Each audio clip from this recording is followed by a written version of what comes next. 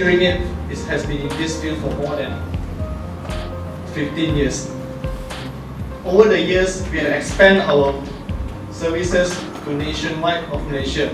We have 7 branches all around Malaysia itself: Klang, Ipoh, Klang, KL, Muar, Sabah. We are here to provide the best services and best possible knowledge sharing about the latest hearing development in audiology field, and to aid you whichever way to help the hearing impaired community.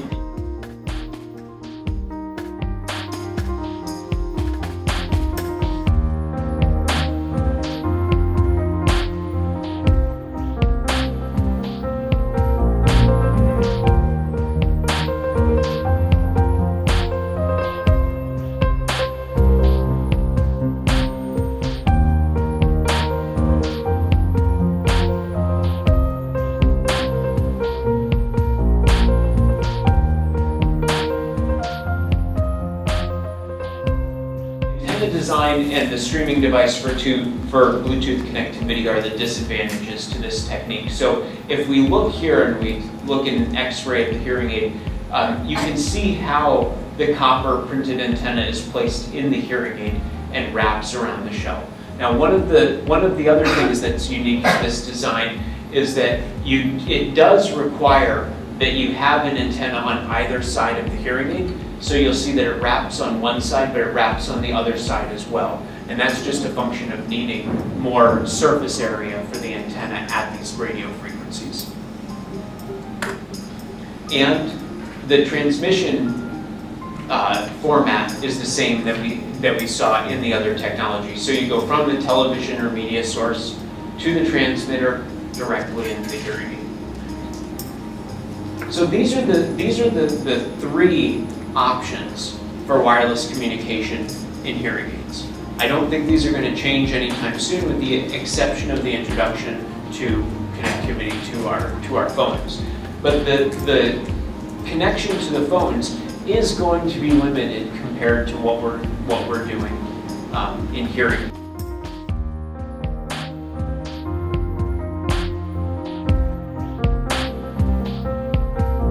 Now, most studies of hearing aids simply do not include visual cues.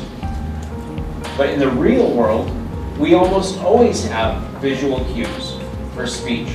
In fact, one of the most powerful benefits that we can provide for our patients is to make sure that they're looking at the person talking. If our patient has a habit of not reading lips, then they are doing themselves a disservice. Speech reading cues alone provide a robust and very quick, roughly 20% improvement, even for the untrained individual. That's for an untrained individual with lip reading. You simply say, "You can't see my lips, now you can." They do 20% better. And that's it. If you have somebody that's trained or practiced, and we've all seen a patient that has a lot of hearing loss, and they are very well practiced at reading lips, and you wouldn't know if they're wearing their hearing aids or not, because they do flawlessly without their hearing aids because their lip reading is so robust. We've all met people like that.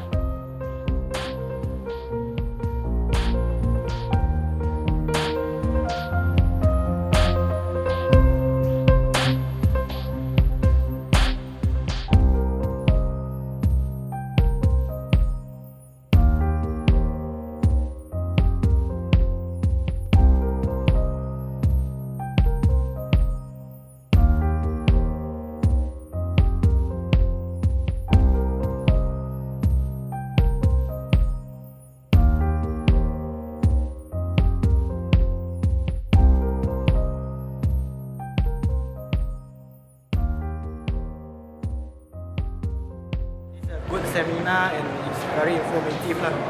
Get the update about the hearing aid things and about audio things as well. Speaker present it in a very nice way and attractive.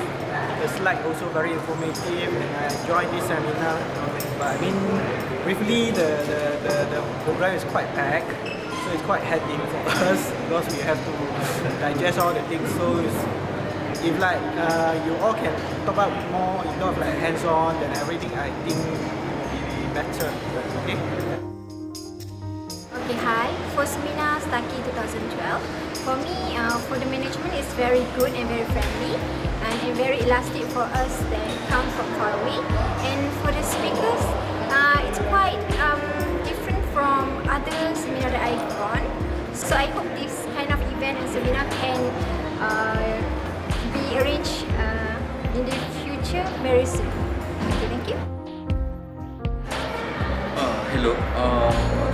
First of all, I'm very thankful to the organizer of this company because I was invited.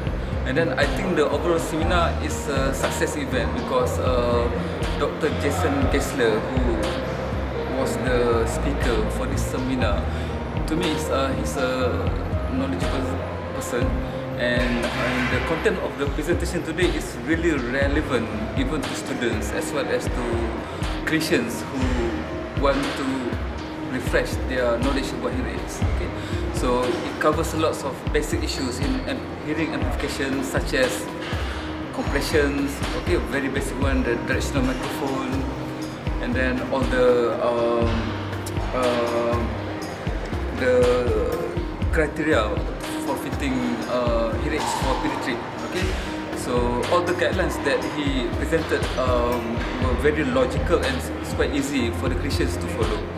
So overall, I think this seminar is very good and it's a success event. Thank you.